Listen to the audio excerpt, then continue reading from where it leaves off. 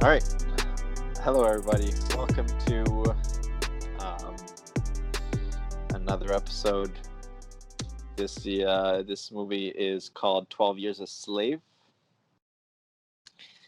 We just watched it, and we'll be discussing what we thought about it and why we think you should give it a listen. It's okay. You have the Just ability. listen to the movie. Yeah, Don't just don't even watch it. watch it. Don't watch it.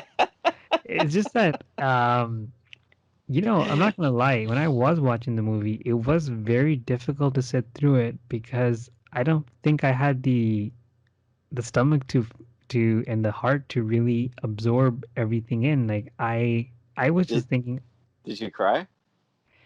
I don't know how to cry properly, but I knew that I had to watch this movie because we're gonna meet here eventually. I knew that I had a timeline on when I had to watch the movie by, but I was like fighting between sitting through the movie because it was very difficult for me to accept it, in a way that it was just so. Yeah, you I almost didn't want to believe it. I think I think when you see the topic like that, you know it's believable, it happened, but it's just that to really be reminded of it and to go into the yeah, you know what, I maybe if you said, I think it's just really hard to accept it in our own reality, like to be conscious of it. Like we know it happened, we know it's part of history, we know that the story is based on a true story, but it's one of those things that we want to forget. We don't want to think about it, we don't want to come back to it, Yeah, and it's we just it's a want to push it down. yeah, it's a painful memory to revisit and to stay in, and we will find any excuse in the book to get away from it because it makes us quote unquote depressed or whatever, right? But it's just that facing it is tough. Yeah, yeah, and this is also Best Picture winner as well. So it won Best Picture in 2013. So it was obviously a great movie. Um, and now, what did you think of the message? Like, what stood out with you? Like, Uh, when it comes to like the story. did you want to talk about the directing first, though? Because no, I'm not avoiding the question of the story because there's so much to unpack, like with regarding the story and the themes and the everything within it. There's so much we can talk about. But you want to just do a quick overview on the directing style of how the story was told and the Yeah, style of it? yeah, I like the way that he was going. He put it in a way that was going from a present to past. A lot of films do that, but it's a cool way of shifting present to past because it makes you um, feel feel for the character more, and it's a more immersive storytelling experience instead of telling it in a linear. He just jumps back from present and past and Yeah, uh, you're right because the emotions feel far more real, and everything that the our protagonist experiences feels such a like it's more impactful to us when we have an understanding of the flashback of his past to the reality of today for him, yeah. and it hits a different level. Um, and I also felt like the movie was a very slow build up. There's a lot more. The more important scenes took a long time. They were like, and you know what? And when I say slow build up, it is. I don't think it's a bad thing, especially for this movie, because I feel like once you were observing a scene that was important, you wanted to know everything about it. Every little detail was important to you. Like you didn't mind staying in that same scene and that dialogue or that. I know what you're Mo- saying. I know what you're saying. That there was a lot of scenes that they could have ended that scene a little quicker, but they just kept it rolling because um, they just wanted to make sure that you got that experience in. Yeah, and it was usually when I say slow build up, in my mind, I'm thinking more like, okay, come on, hurry up, you can hurry up. But I think I wanted to be there. I wanted to keep it slow, and like I want to thank the directors for doing that because I really wanted to know. I really wanted to be there with him at that moment. One of those things. Yeah, for example, do you remember that scene where he's it you know the white guy is trying to kill him, and so they capture him, That's and then every they white guy in that movie. What are you talking about?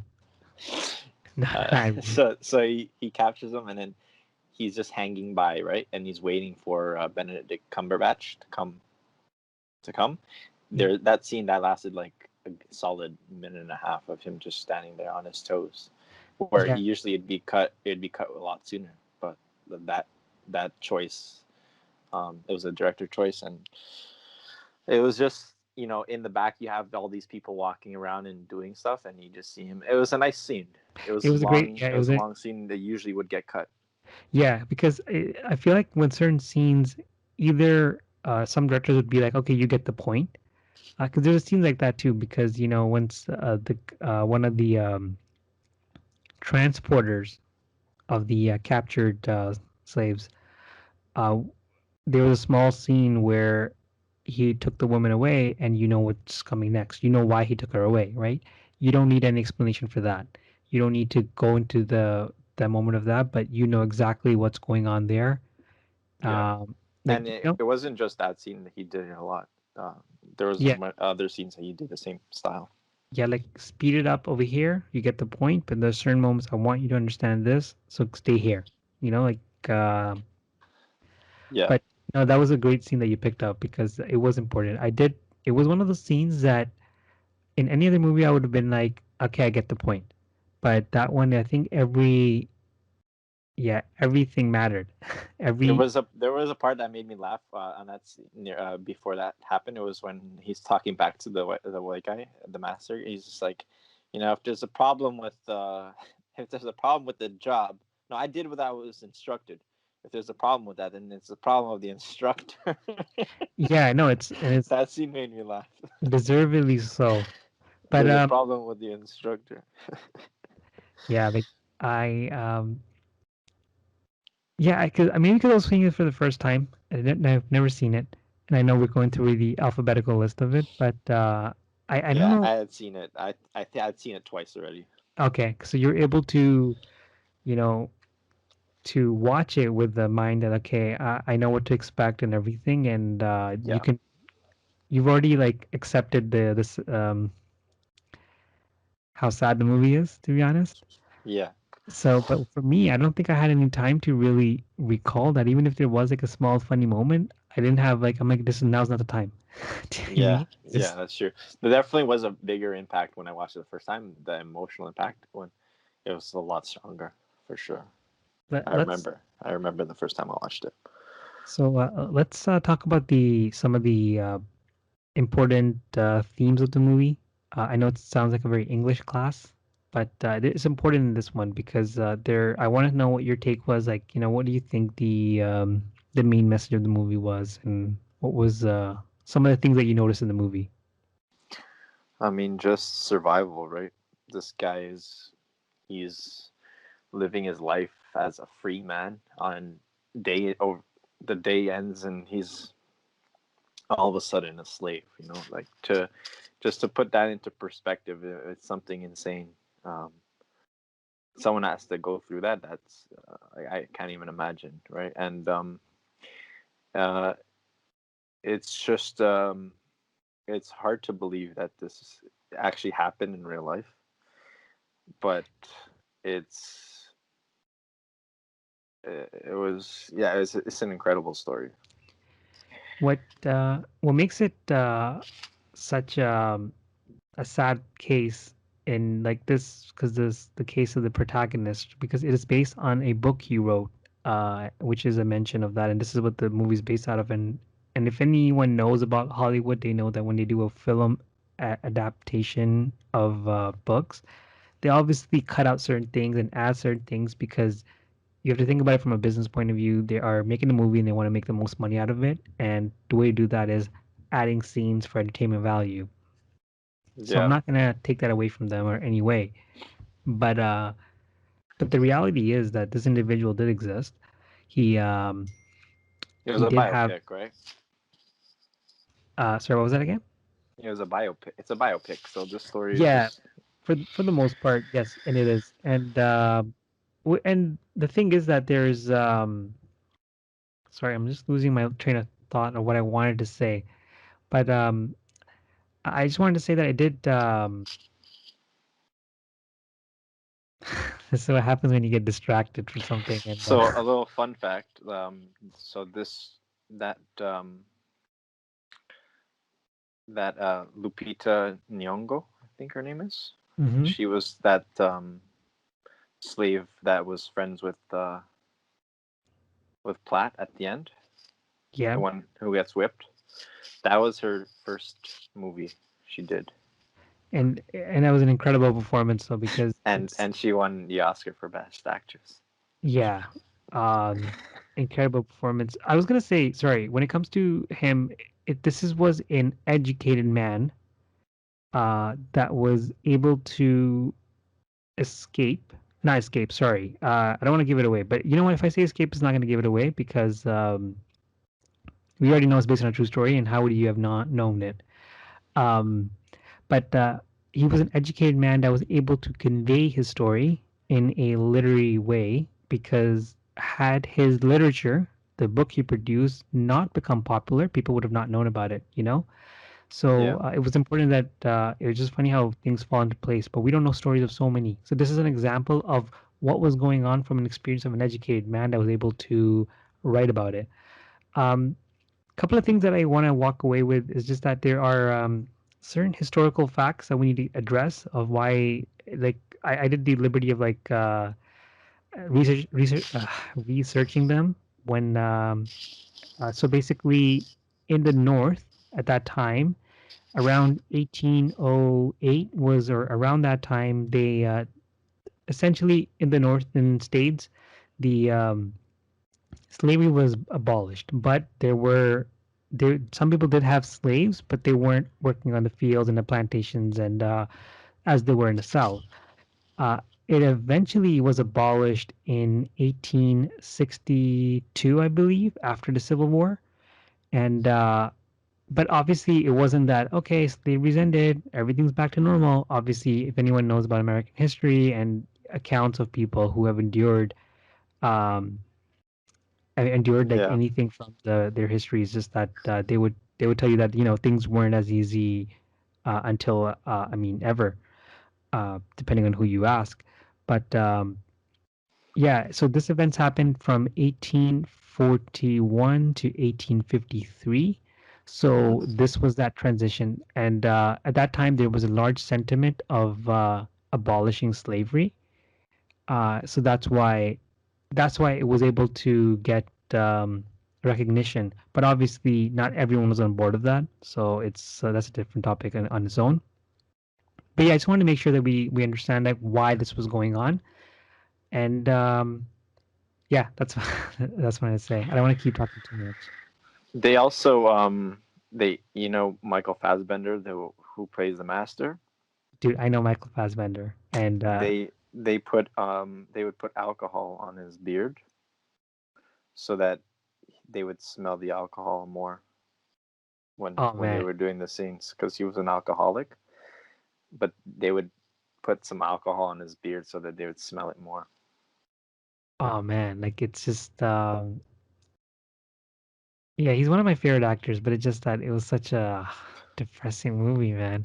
Not And that they would smell it more; it's just they would put it because obviously he wasn't doing the scenes but drunk, it just so they would put it on so to make it seem like it would be an alcoholic. So it's pretty cool. yeah, yeah, so they can smell the alcohol. So you already know what to expect from him. Like, it's naturally when you smell alcohol from someone heavy, you kind of back off from away from them because they're like, okay, well, he's drunk. Your natural first inclination is when you smell a lot of alcohol is like there's nothing good going to come out of from this guy. It's not going to be anything pleasant. So just be on edge. Yeah, yeah. He's not in his senses, essentially. There What was do also a fourth wall break. you, where? He looks into the camera. Did you know that? No. We can talk about that after we talked about this because I don't want to spoil it. Solomon Northup. He looks into the camera and he has a brief moment with the crowd towards the end, right before like the people come. Okay, I'm gonna go see that again. But if anybody's like, that's It amazing. was But a nice moment. It was a nice moment because you see him like so vulnerable and uh, it's such an intimate scene because like you feel like he's standing inside the room with you when you're wow. watching. Okay, that's one. That's amazing. That's another reason to watch this movie is because you can watch that scene yourself. Because I have to go see it again now. Uh, but honestly, this is one of those movies that I don't want to go see it again. It's just the thing is, if you do watch it, which I am highly recommending you do, watch it once, watch it with your full attention, and give it your all, and then that's it. Because some of the message, the There's so many visuals, great actors as well. actors, everything, the theme of the movie, which is like it's gonna resonate you with you. I hope it does with you so well that it'll stick with you. And but yeah, but it's tough to watch. It's really sad and depressing. Do you want to talk about some of the themes in the movie? Themes. Did you think about any of the themes? Because there's one thing that stuck out with me. Yeah, there's definitely the theme of um, what's that word I want to say? There's a theme of being a traitor. So lying is a big theme in that Mm-hmm. movie. Um, the part where he wants to say who he really is, and when he says who he really is, he gets beaten and he's getting punished. So he goes on and starts saying, I don't know how to read and write. I don't know how to do anything. In order not to get beat up and whipped and even killed. So that's and to tie in with the lying as well, when he goes to someone for help and then he ends up getting in trouble. That's also another scene.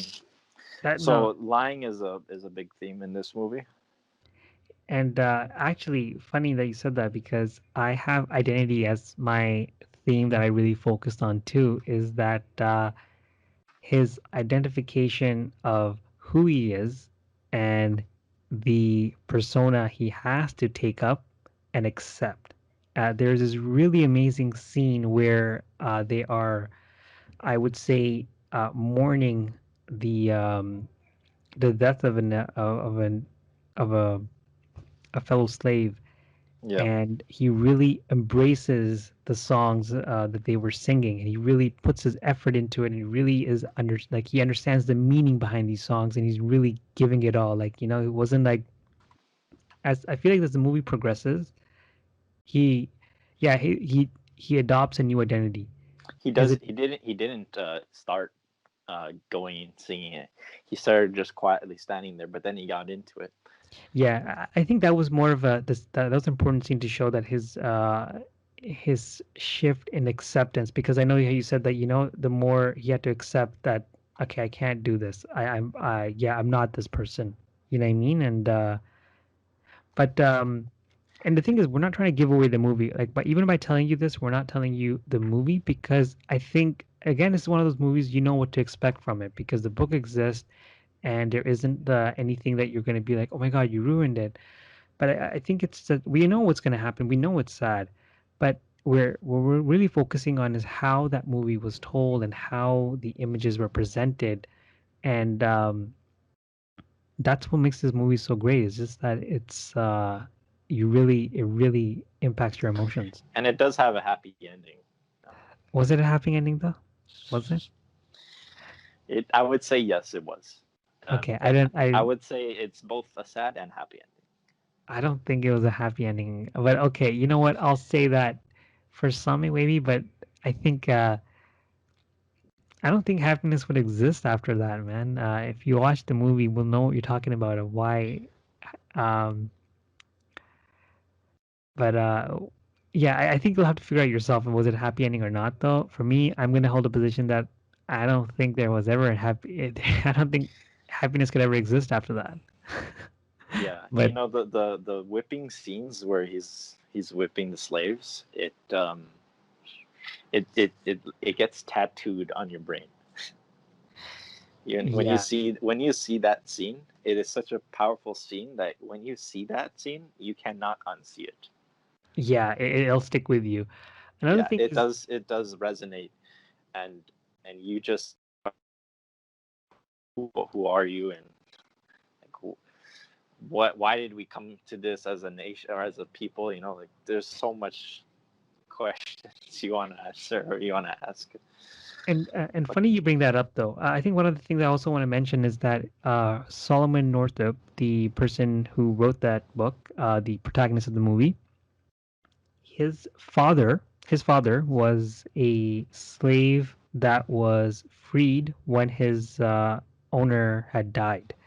And I may have forgotten some of the details of it, but I don't, because he was born into a family of a freed slave in the North, where they had, generally the sentiment towards black people was different than the South. And I'm not going to say that, oh, their lives were better, but he happened to have a life that was good, as it may seem, because there is a scene in there where he is oblivious to the idea that he walks past a slave servant who is like, he's not in the who wasn't owned working on a plantation, but he was still under the commands of somebody else. And there's a small scene in there, and I think more and more he realizes the privileges he has that he thought he had isn't really doesn't matter because of his identity. Like, because he is a black man,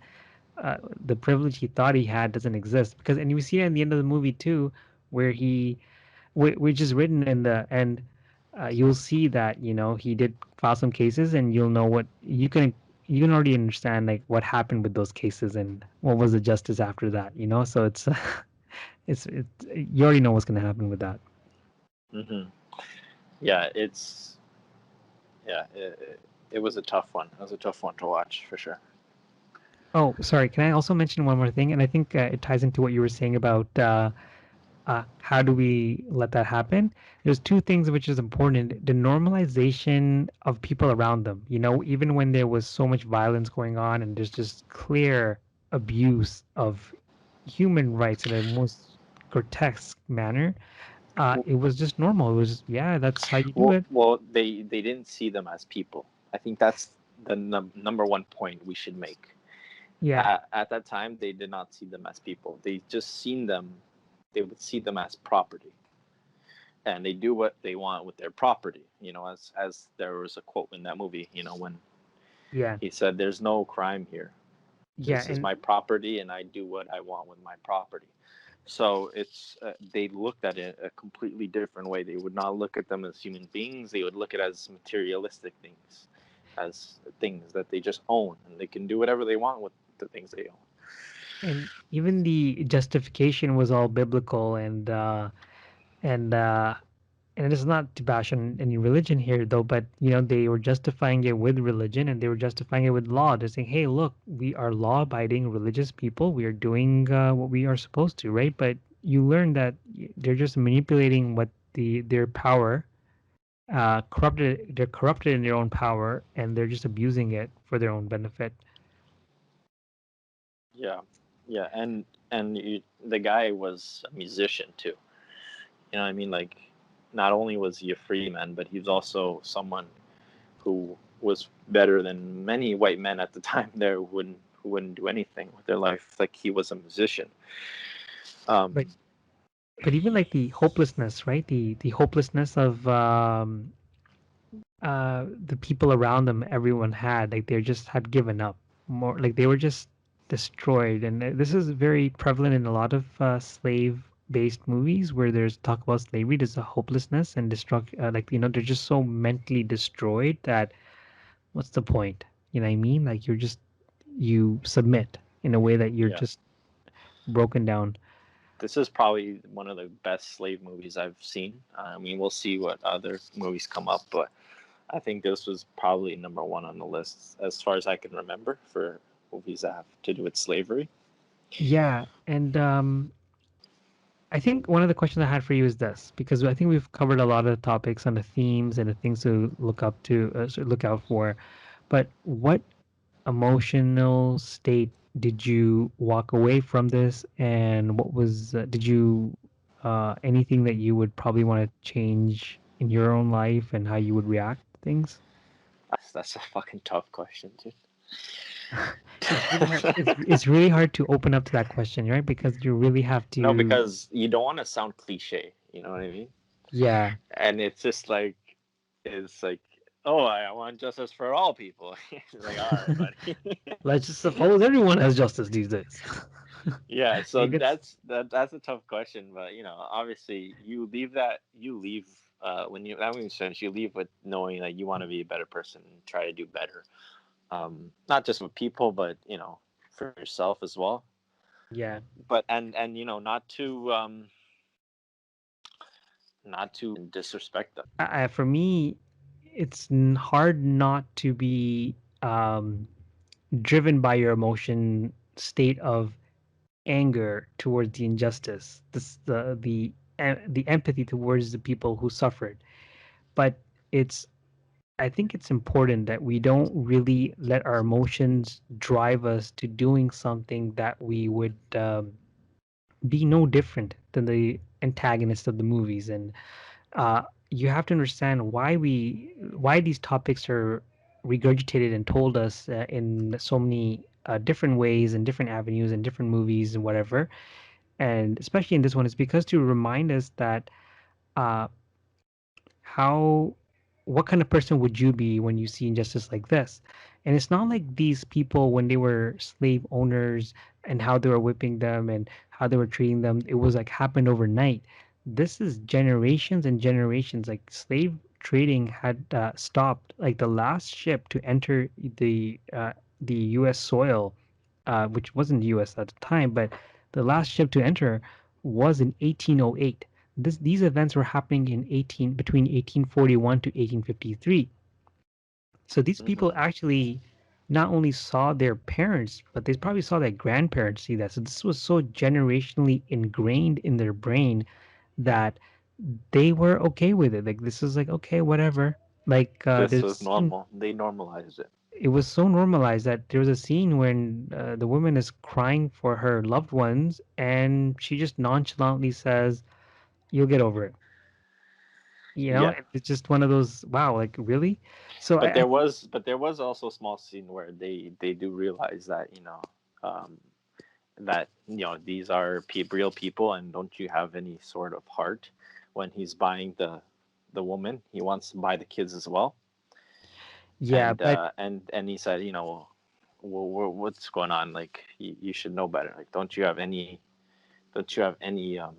feeling, or don't you have any guilt? yeah, like And he's like, no, I just you have to also, this is mine, and I sell it how I want to sell it. no, it's true, and I think it also plays part in that you are a product of your society. You are you have no choice. For instance, even the decision to resell, the decision to, and I don't want to go too explicit, but I think you'll see it when you watch the movie, the decision to accept that you cannot buy a whole family package and you have to buy within your means. Uh, that it is what it is. I can't do anything about it. You just have to Hmm. throw your hands up in the air and be like, okay, I mean, I tried. That's the most I can do. Sorry. And I think to walk away from it, what is that uh, what person will you be when you see injustice happening around you, and if you normalize it, it will only get worse, and then you'll just cry about it later. Like now we're just people are crying about it uh, now. Like this is us. We're crying about it in 2021, but uh, there were people like human beings that allowed it to happen, normalized it until it got worse, worse, and worse and worse, until they're just like, okay, we're sorry. You know what I mean? Don't let that happen again. That's the main thing message. Like, start now.